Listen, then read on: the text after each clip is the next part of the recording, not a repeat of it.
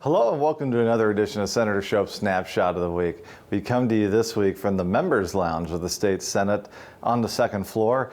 Past the doors over on my left side, you'll go onto the Senate floor, and that's where we head every day to cast votes for the state of Arizona.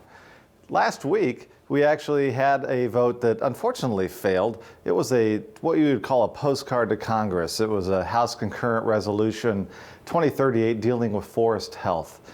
Friends, as you know, in our legislative district at District 8, we've had cataclysmic forest fires, or wildfires, if you will, that have affected areas around Superior, Miami, Globe. These are more likely than not, most of them occurred even around the state on Forest Service land, U.S. Forest Service land.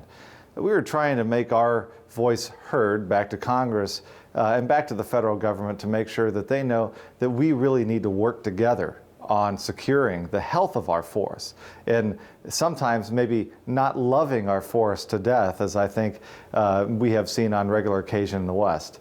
Right now in the state of New Mexico, there are major forest fires and wildfires raging. We can do our part here in Arizona to ensure that this doesn't happen. Already across the state, there are numerous fire restrictions in place, and as citizens and as stewards of the land, we need to make sure we are adhering to those restrictions across the state of Arizona. And at the same time, we need to continue to lend our voices to Washington, D.C. And think about that. The Forest Service and all the BLM and all that stuff, all based in Washington, D.C., and I understand that's the headquarters of our government.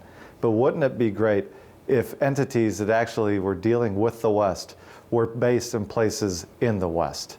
That's something just to ponder a little bit of. Other than that, we've had a great week. We spoke to the MBA students at AFCU. I'd like to thank Senator Sean Bowie for inviting me to participate in that with President Fan, as well as Representatives Abraham and Sierra. Had a great discussion on how business and government intersect here at the State Senate and at the State House.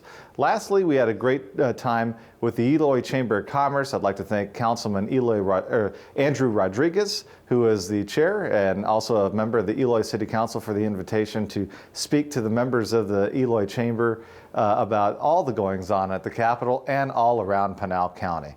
So with that, we'll see you again next week, where hopefully we'll have a little bit more information on the state budget that we're working on for another edition of Senator Shope's Snapshot of the Week.